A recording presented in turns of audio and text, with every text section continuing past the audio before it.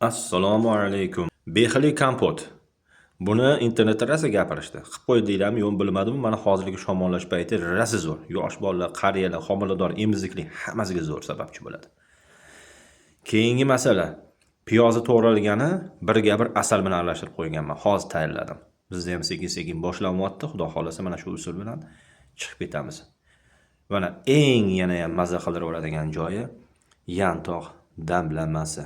Mana hozir yangi tayyorlaganman, sekin-sekin tayyorladim. Yana cho'kib ketayotgan narsani ko'rdinglarmi? Qalampir munchoq. Jigar tozalaydi, o'pka tozalaydi. Hozirgi ekologiyamizdan xabaringlar bor, nima bo'lyapti hamma yoq.